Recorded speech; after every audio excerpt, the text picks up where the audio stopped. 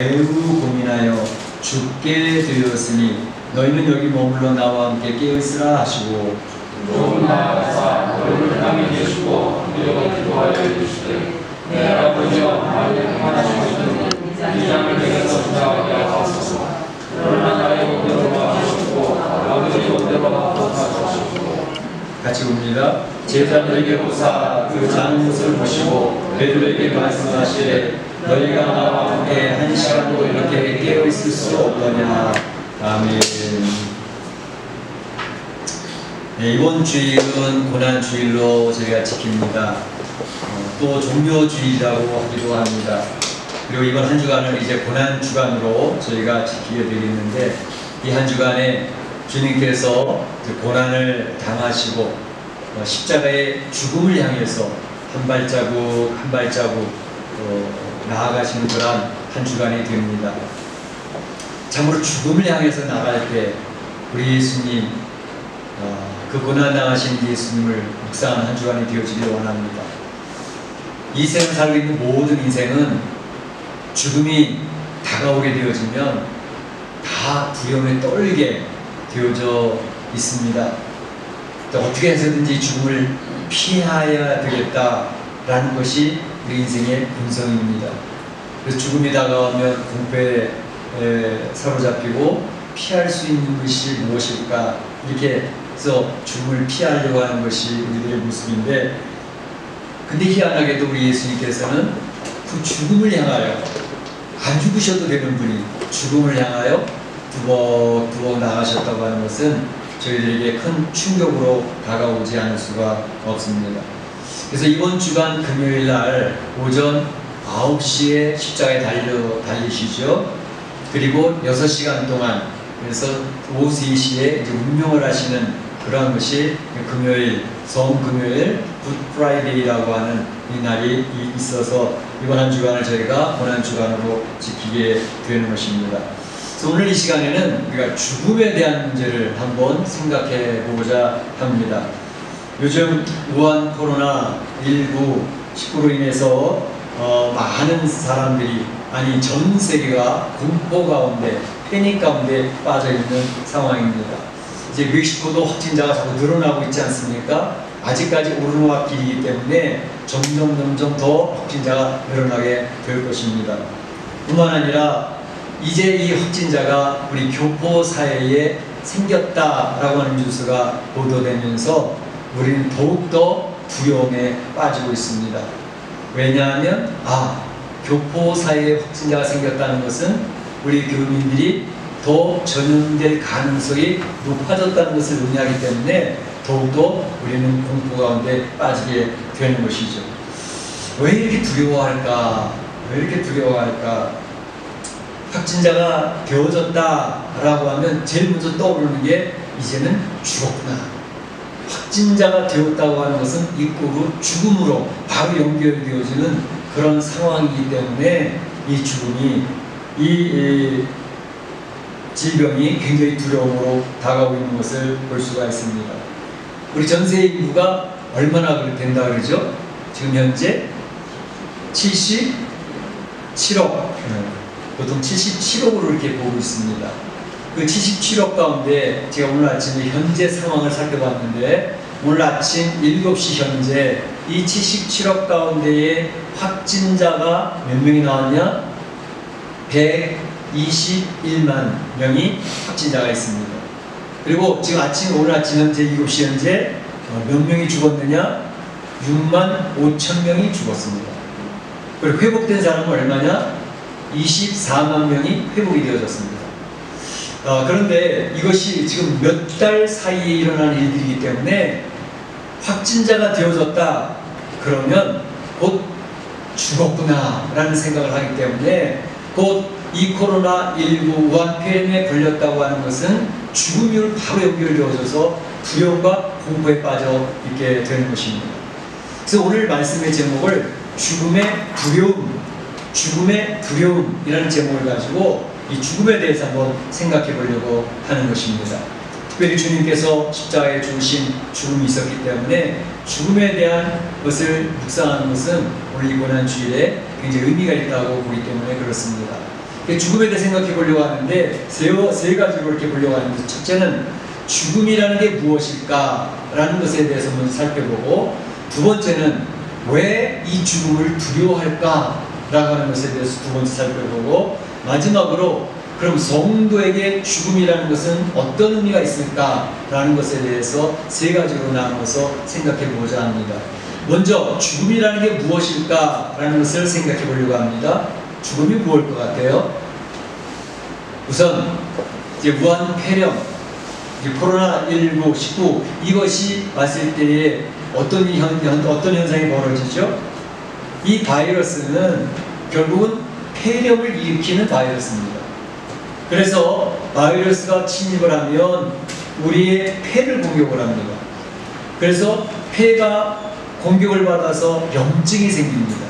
염증을 치료해 보려고 막 우리 몸에 있는 백혈구가 잡아먹고 싸우다가 그것을 이기지 못하면, 면역력이 떨어지면 이겨내지 못하고 폐가 점점 염증으로 이제 자리 잡으면서 폐의 섬유화가 이루어지니까 정상적인 호흡을 못하게 되는 것입니다. 산소 포화도도 떨어지고 폐가 제대로 기능을 못하게 되니까 폐가 멈추면서 이제 우리는 숨을 거두게 되는 것입니다.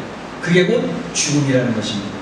두 번째로는 바로 심장에 갑자기 문제가 생겨서 심정지가 오게 되어지면 그 심장 마비로 말미암아 온몸에 이 심장이 펌프질을 해서 바로 온몸에 피를 공급해야 되는데, 심장이 부정맥이 있다든지 갑자기 쇼크를 받았다든지 해서 심장이 멈추게 되어지면 피를 공급하지 못하게 되어져서 우리 몸이 기능을 상실해버리고 죽게 되어지는 것을 말합니다.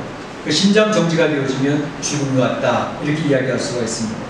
때로는 폐 기능도 정상이에요. 숨도 쉬고 있어요. 또 심장 기능도 정상이에요. 심장이 뛰고 있어요.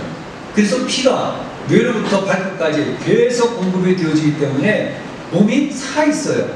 그런데 문제는 뇌가 죽어 있어요. 그 소위 말하면 뇌사 상태라고 그러죠. 뇌가 더 이상 기능을 발휘하지 않아요. 그러면 뇌사 상태가 되어지면 어느 정도 기간을 거쳐서 의사들은 이 사람은 뇌가 죽었으므로 죽은 것과 같다 해서 뇌사 판정을 내리면서 사망에 이르렀다고 이제 처리를 하게 되어집니다. 이와 같은 경우에 따라서 폐가 숨을 쉴 수 없다든지, 심장이 더 이상 피를 공급할 수 없다든지, 뇌가 더 이상 기능하지 못한다든지, 그러면 그것을 죽었다라고 이야기하면서 생물학적인 죽음을 이야기하고 있습니다. 생물학적인 죽음이라는 것은 결국 우리 몸의 구성이 어떻게 되어 있습니까? 우리의 몸은, 모든 사람의 몸은 영혼과 육체로 결합이 되어져 있습니다. 그래서 영혼과 육체가 결합되어져서 그 몸이 살아있다고 얘기하는데, 죽었다라고 하는 것은 폐가 기능을 그쳤다든지, 심장이 정지가 됐다든지, 또는 뇌가 정지가 됐다든지 해서 우리 몸이 죽으면 우리 몸에서 영혼과 육체가 분리가 되어집니다. 그래서 영혼과 육체가 분리되어지면 이 사람은 죽었다라고 판정을 내리게 되어져 있는 것입니다. 우리 몸이 이게 영혼과 육체로 결합되어져 있어 살았다고 하는데, 영혼과 육체가 분리되어지면 그것을 죽었다라고 얘기하는 것입니다. 그러니까 죽음이라고 하는 정의, 죽음이라고 하는 그 데피니션, 그것은 무엇을 의미하냐면 분리라는 것을 의미하는 것입니다. 내 안에 있는 영혼, 보이지 않는 영혼과 내가 볼 수 있는 육체, 이 피부, 오장육부 이라는 것들이 서로 분리가 되어지면 바로 그것은 이제 죽었다. 그래서 죽음이라고 하는 의미는 분리를 의미합니다. 그런데 바로 이런 의미에서 볼 때 생물학적인 죽음 말고 또 다른 죽음이 있습니다. 또 다른 죽음은 무엇일까? 그것은 바로 영적인 죽음을 이야기하는데, 바로 하나님께서 사람을 만드실 때에 창세기 1장 26절에 보게 되면 하나님 이렇게 얘기하셨습니다. 우리의 형상을 따라 우리가 사람을 만들자. 창세기 1장 26절, 27절에는 또 이렇게 얘기하십니다. 하나님의 형상대로 사람을 창조하시되, 이렇게 씁니다. 그러니까 사람이라고 하는 존재는 하나님의 형상을 따라 지어진 몸입니다. 그래서 생기를 불어넣어서 흙을 빚고 그 빚어진 흙 위에 하나님의 생기를 불어넣어서 하나님의 형상으로 사람을 만들어 놓으신 것입니다. 그러니까 사람이라고 하는 존재는 바로 하나님과 연결이 되어져서 이제 연결이 되어져 있을 때에 그때에 살아있는 존재다라고 이야기할 수가 있는 것입니다. 하나님과 연결이 되어져 있는 존재가 사람이라고 하는 정의가 이제 갖게 되어질 수 있는 것이죠. 그런데 바로 이 하나님과 관계가 끊어져 버리면, 하나님 연결이 되어져야 살아있는 생명인데 하나님 관계가 끊어져 버리면 바로 그것을 살아있다라고 이야기할 수가 없고 죽었다라고 이야기하게 되는 것입니다. 이제 아담과 하와가 에덴 동산에서 선악과를 먹었습니다. 하나님께서 선포하신 대로 선악과를 먹으면 정령 죽으리라 선언을 했는데, 아담과 하와가 선악과를 먹었는데 죽었나요? 살았나요? 어떤 중학생, 고등학생은 꼭 물어봐요. 목사님, 아담과 하와가 선악과를 먹으면 정령 죽으리라고 하나님이 말씀하셨잖아요. 그런데 선악과를 먹었는데 안 죽었잖아요. 그걸 하나님이 거짓말하신 건가요? 이렇게 질문을 해요. 굉장히 날카로운 질문같이 보입니다. 그런데 바로 거기에서 그 중요한 무엇을 의미하겠습니까?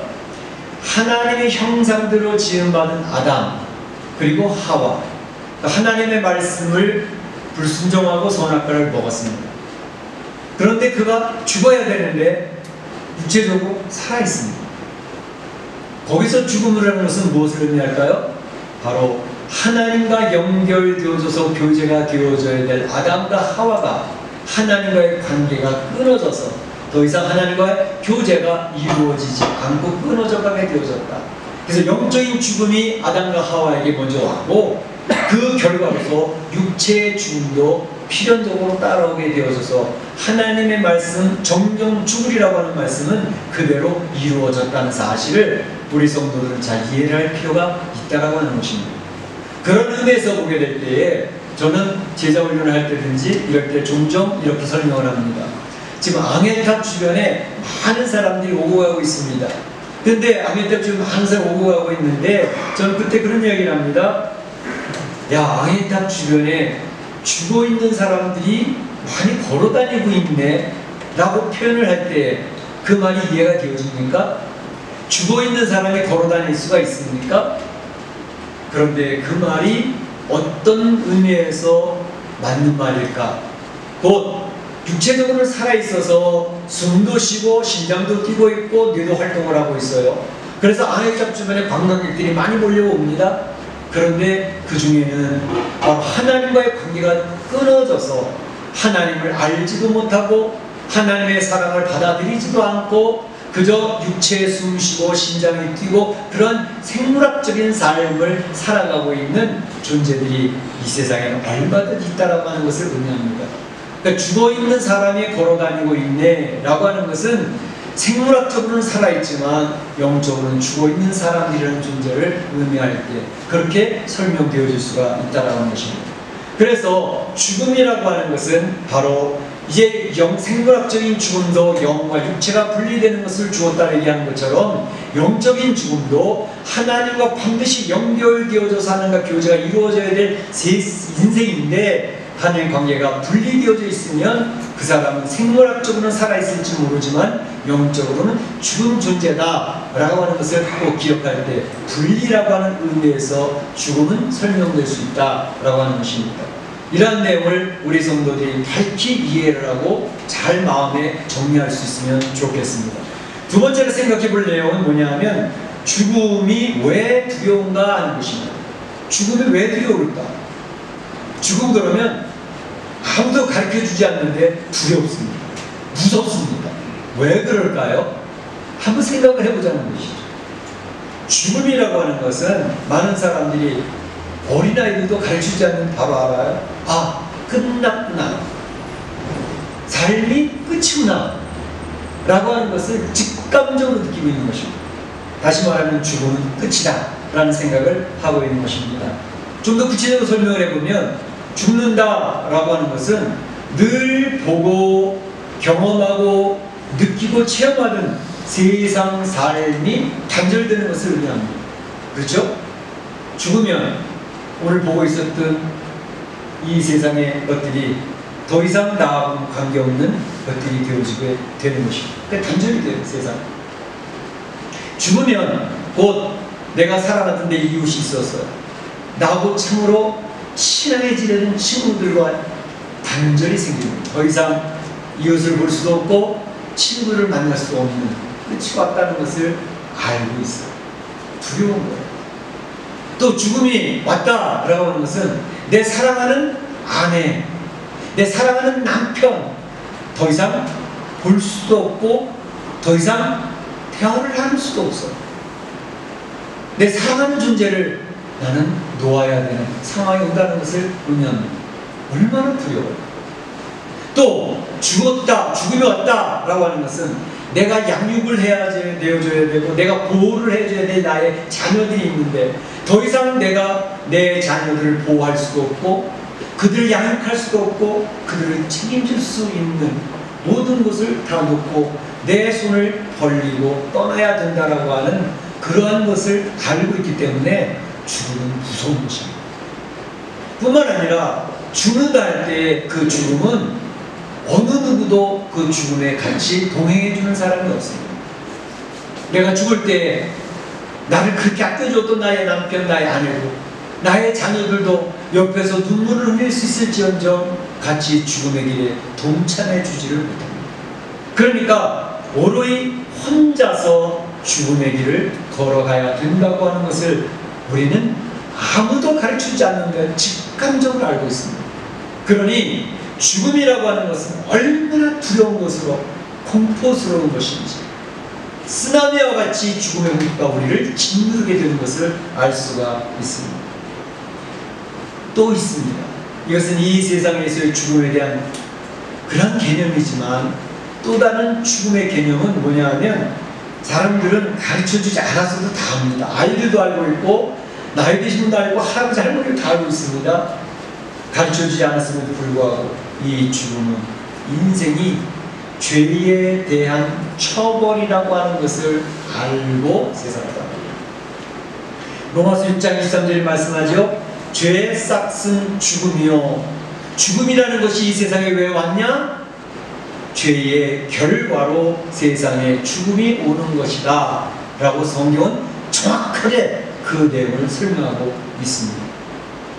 오늘 여러분들이 생각하실 때 이 무한폐렴, 코로나19 이게 이 세상에 지금 쓰나미같이 덮치고 있는데 이것이 우연일까? 의사 성도들 어떻게 생각하십니까? 우연이라고 생각하십니까? 아니면 어떤 분들은 아니야, 이 무한폐렴, 전 세계를 휩쓸고 있는 무한폐렴은 분명히 살아계신 하나님께서 진노를 선언하고 계시는 게 아니겠나. 하나님을 거부했습니다. 하나님의 사랑을 받아들이지 않습니다. 특별히 하나님을 제쳐놓고 인생이 첫 번째다. 인간이 더 위에 있다. 그래서 인권을 이야기하고 인간의 자유함을 주장을 하면서 꼭 보이지도 않는 하나님을 그렇게 따를 필요가 있냐? 눈에 보이는 사람을 더 사랑해야지. 사람이 하나님 된 세상에 살고 있습니다. 그러다 보니까 사람을 위해서라면, 사람이 원하는 것이라면, 사람이 원하는 것은 무엇이든지 그냥 인정해주고 받아들여야지. 거기에서 바로 동성애가 나오는 것입니다. 그들이 가장 자상하게 얘기하는 게 무엇입니까? 하나님도 인간을 사랑하라고 그러셨잖아. 그 사랑해야지. 그들의 인권이 얼마나 중요하냐? 그들을 왜 왕따시키냐? 그들의 자유를 인정해줘야 되지 않냐? 바로 이러한 것에 대해서 하나님을 제쳐두고 하나님을 없수인 여기고 하나님의 거부하는 오만방자함을 보이는 이런 세상이 되어졌기 때문에 하나님께서는 진노를 표현하신 것이 아니겠습니까? 물론 이 전염병 무한폐렴에 대해서 사람마다 자기 가치관에 따라서 해석하는 게 다 다를 수 있습니다. 그러나 적어도 우리 신앙인들의 입장에서 성경적인 가치관을 가진 사람들이 보는 관점은 바로 이러한 때에 지혜를 가져야 된다고 하나님이 이렇게 전 세계적으로 이러한 전염병을 허락하신다고 하면 분명히 우리 신앙인들은 자기 스스로를 돌아볼 필요가 있지 않나. 과연 하나님과 밀접하게 연결되어진 그런 삶을 살고 있지 못했던 우리의 모습.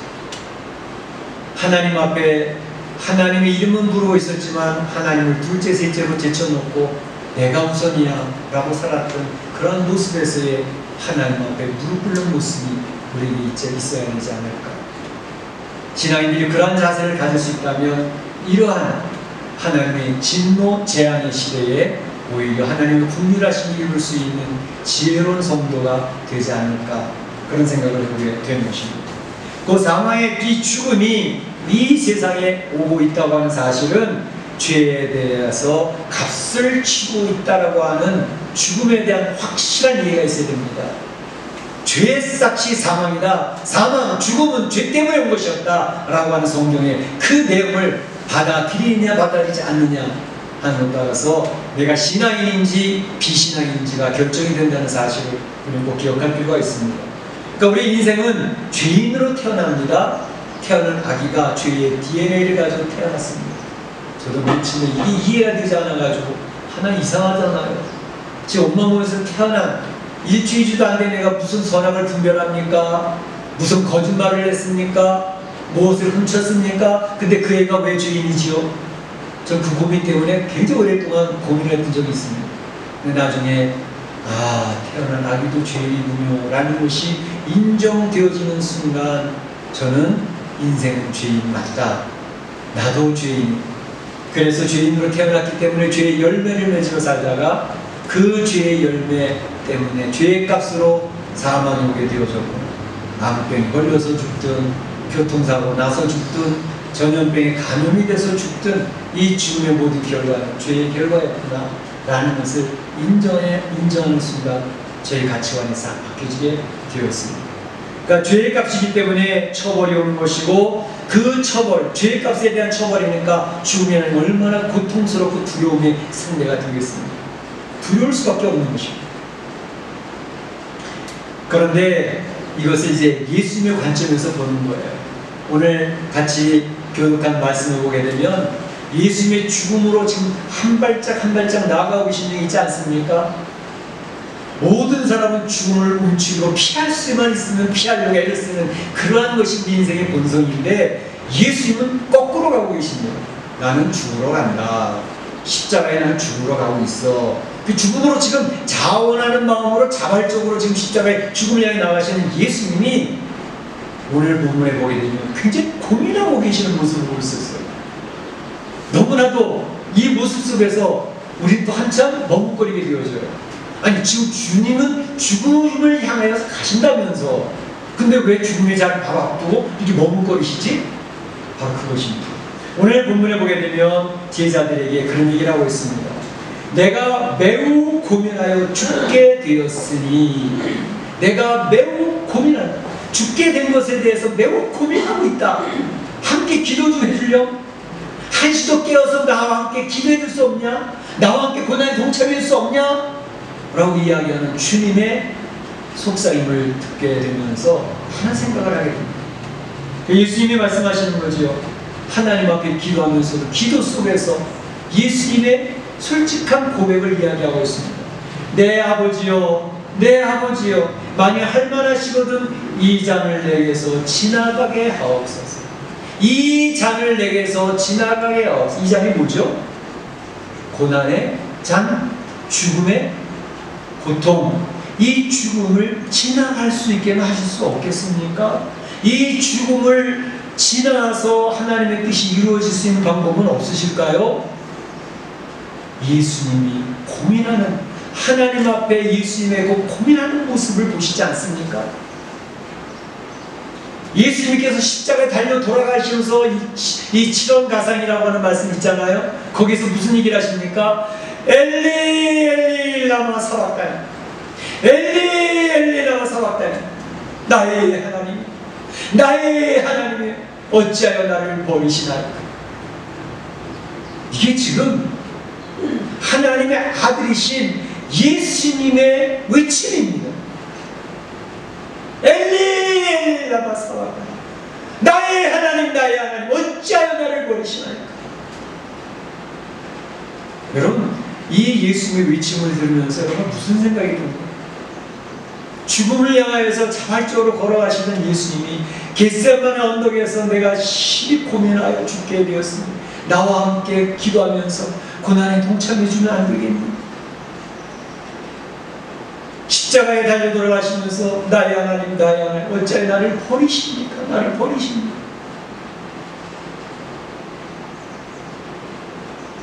예수님은 하나님이시니까 그냥 쉽게 아유 그 하나님은 뭐 그런 능력도 없으실까봐 그 십자가에 죽으시는 뭐 이렇게 뭐 두려워하셨을까? 예수님은 엄청난 고통과 고민과 그 영적인 싸움에 있는 모습을 표현하고 계시지 않습니까? 나를 버리시냐? 신학적으로 많은 사람들이 이거 설명하는데 되게 힘들어하는 거죠. 그런데 바로 거기에서 나의 하나님 나의 하나님 호칭이 달라졌습니다. 예수님은 하나님을 호칭할 때 언제든지 나의 아버지, 아버지라고 호칭을 늘 해오셨지만 딱 한 군데 십자가에서 죽으시는 그 순간만 나의 하나님, 나의 하나님, 하나님이라고 호칭을 쓰고 계십니다. 그것은 무엇을 의미하냐면 지금 예수님 어깨에는 인류의 모든 죄악을 걸머진 죄인의 신분으로 지금 십자가에서 죄를 처리하시고 계시는 순간이었던 것입니다. 죄인의 입장에서 죄를 처리하시는 공의 하나님을 바라보면서 더 이상 아버지라고 부를 수 있는 아버지라고 호칭을 사용할 수가 없었고 죄인의 입장에서 하나님이라고 호칭을 사용하고 계셨던 것입니다. 죄를 처리하는 순간이기 때문에 바로 나를 버리시는 죄 때문에 하나님의 얼굴을 외면하시는 그 순간을 맞닥뜨리는 순간이었기 때문에 내 나를 버리십니까? 라고 하는 외침을 소리를 들을 수가 있는 것입니다. 우리 이걸 보면서 예수님도 그 죽음 앞에서 두려움의 고백을 하고 계시지 않겠는가? 라는 생각을 해본 것입니다.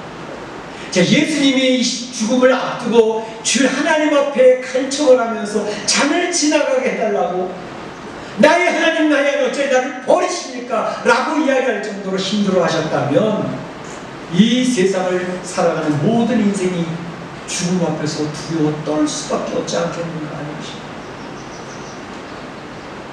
왜 두려워합니까?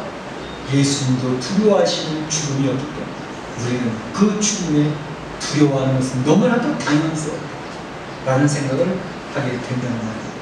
마지막으로 한 가지 더 생각해 볼 내용은 성도에게 그러면 죽음이라는 것은 어떤 의미가 있을까 하는 것입니다. 성도에게 죽음이라는 어떤 의미가 있을까? 성도들도 불신자들과 동일하게 죽음의 문을 통과합니다. 성도들도 죽는다는 얘기입니다.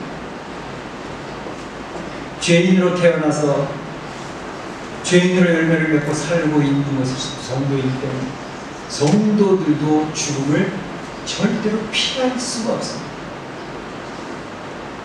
자, 보세요. 이 세상의 모든 사람이 부러워하는 최고의 부를 다 누리던 재벌들, 세계적인 부호들, 우리 대한민국의 부호들, 정주영, 이병철, 최고의 의술을 가지고 살려보려고 애를 써도 피할 길이 없습니다. 재벌들 다 죽습니다. 많이 가진 부자들도 다 죽었습니다. 세상의 권세를 움켜잡고 많은 사람을 죽음으로 내몰고 그 말 한마디에 사람들이 파리 목숨을 죽어가게 했던 히틀러 안 죽었습니까? 죽었습니다. 진시황도 죽었습니다. 세상에 최고의 권력, 갖고 싶은 권력은 다 가지고 어느 누구도 이 세상에 아직까지 살아남은 자가 한 명도 없습니다. 다 죽습니다. 그러면 신앙인은 안 죽을까요? 어떤 분들은 이 무한 코로나19로 인해 가지고 하나님 성도들은 딱 지켜줘가지고 성도들은 안 죽겠지? 그러면 얼마나 좋겠어.